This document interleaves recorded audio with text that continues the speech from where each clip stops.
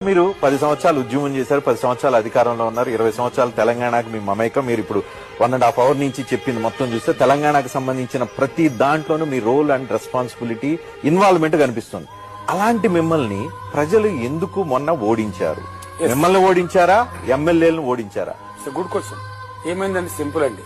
మేము మంచిగా కులము, మతము, వర్గము అనే భేదం లేకుండా అన్ని రకాల ప్రజల్ని కూడా అన్ని రకాల స్కీమ్లు అందించి కడుపులో బిడ్డలాగా చాదుకున్నాం. కంటికి రెప్పలా కాపాడుకున్నాం.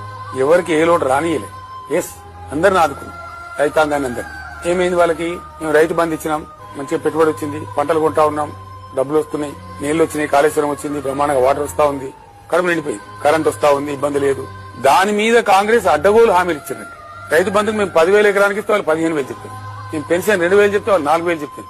మేము కళ్యాణ లక్ష్మి 1,00,000 ఇస్తే వాళ్ళు తులం బంగారం ఇస్తామన్నారు. నిరుద్యోగులకు 4,000 గుర్తిస్తామన్నారు. మొత్తం హామీలు వాళ్ళు ఇచ్చిన 420 హామీలు. వీటికి ఏమైందంటే ఒక 1.8% కదా మాకు తేడా వచ్చింది. ఆ ప్రజలు కడుపు నిండింది కాబట్టి అన్ని వచ్చినాయి. ఆడిపోతే మిషన్ భగీరథ వచ్చింది, నీళ్ళు కట్టమైపోయింది, మంచినీళ్ళ బాధ పోయింది, సాగునీళ్ళ బాధ పోయింది, కరెంట్ బాగా పోయింది. ఇంకా ఉల్టా మీదికి వెళ్ళి ఇవన్నీ ఇస్తామంటున్నారు కదా అని ఒక 2-3% ప్రజలు అటు చేయదాస్తున్నారు. దాంతో